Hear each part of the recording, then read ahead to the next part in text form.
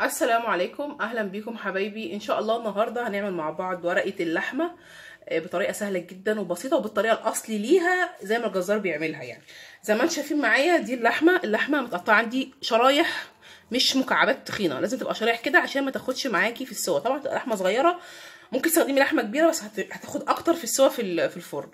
الخضار بتاعي معايا هنا دول بصلتين، بس انا طبعا مش مقطعاهم عشان ريحتهم ما تغيرش، هقطعهم دلوقتي. معايا قرنين شطه، معايا بطاطس متقطعه مكعبات تخينه عشان خاطر تاخد السوا مع اللحمه ما تبقاش مهريه. معايا كوسه برده مقطعاها مش صغيره عشان السوا، ومعايا جزر، ومعايا هنا كرفس. اي نوع خضار حابه تحطيه، حابه تحطي بسله، تحطي فاصوليا، تحطي بتنجان، تحطي بروكلي، قرنبيط، اي حاجه زي ما تحبي. معايا التوابل بتاعتي زي ما انتم شايفين التوابل، ومعايا هنا 3 فصوص توم الاول مبشورين، معايا معلقه ملح كبيره، معايا ربع معلقه قرفه، ربع معلقه زنجبيل، ربع معلقه كركم، نص معلقه فلفل اسمر، نص معلقه بابريكا، ربع معلقه حبهان باودر، ربع معلقه كزبره ناعمه. هي دي التوابل. قطعت عندي البصل طرنشات كده تخينه مش رفيعه برده. هنزل عندي بالتوابل والثوم وادعك بيه البصل الاول، يعني اطلع العصاره بتاع ميه البصل. دعك دي بالتوابل بتطلع ريحه التوابل مع ميه البصل، بتبقى الريحه قويه جدا. يعني شايفين كده اهي، ولازم بالايد مش تقليب بالمعلقه. حراره الايد والفعصه اللي انا بفعصها دي كده هي اللي بتدي الطعم الجميل. يعني شايفين كده. هنزل عندي بقى باللحمه.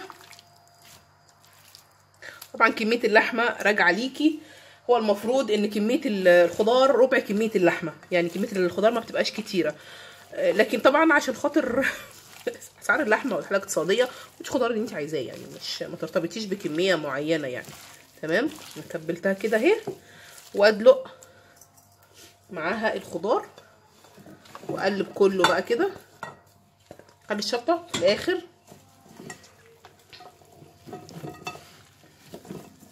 معايا بقى هنا الصينيه بتاعتي او البايركس، اي حاجه هحط فيها دول. الورق الفويل اللي عندي مش عريض، فبص حطيت 2 كده وواحده كده.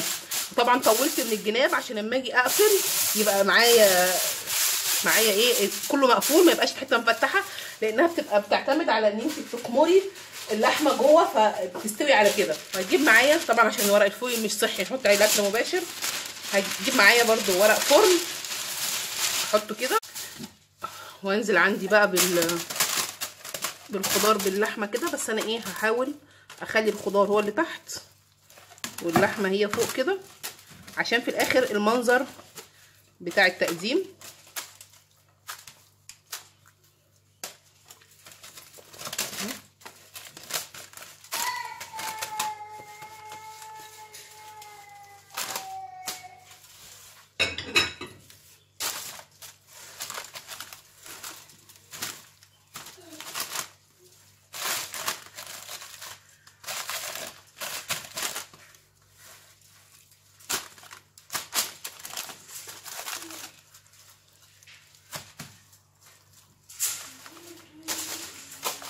شايفين بعد ما رصيت اللحمه بالمنظر ده. تمام. خليتها كلها طبقه فوقانيه، الريحه بتاعتها ريحه اللحمه كده خطيره، بالتتبيله خطيره جدا. انا معايا زيت، مش هستخدم زبده او سمنه عشان اللحمه بتبقى دهونها اليافها عاليه، الدهون بتاعتها عاليه، فاحط بس معلقتين زيت خفاف كده، زيت ذره على الوش، وابدا بقى ايه اقفل عندي الصينيه بتاعتي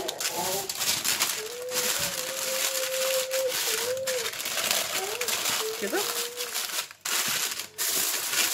اقفلها بقى كويس المنظر ده.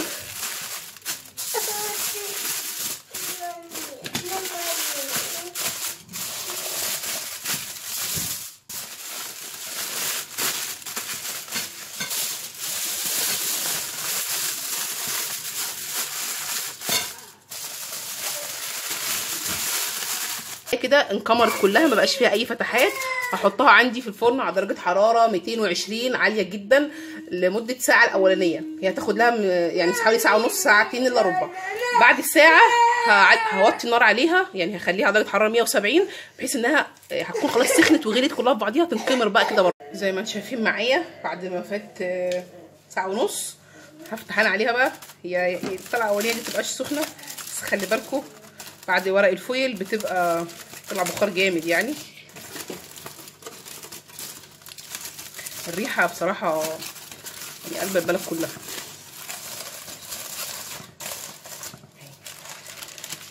شايفين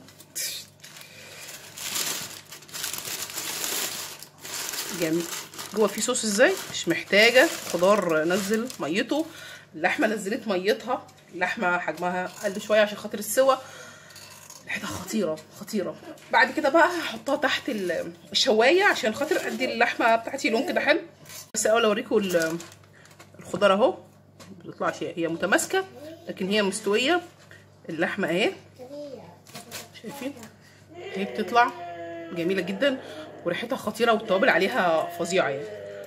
هفتح الشوايه بقى تاخد لون، بس طبعا الورق هينحرق فلازم الفه كده، اعملها كانه طبق عشان خاطر طبعا هي مش بتتسال من الصينيه، بتتقدم بالمنظر ده كده، لازم نديها منظر حلو.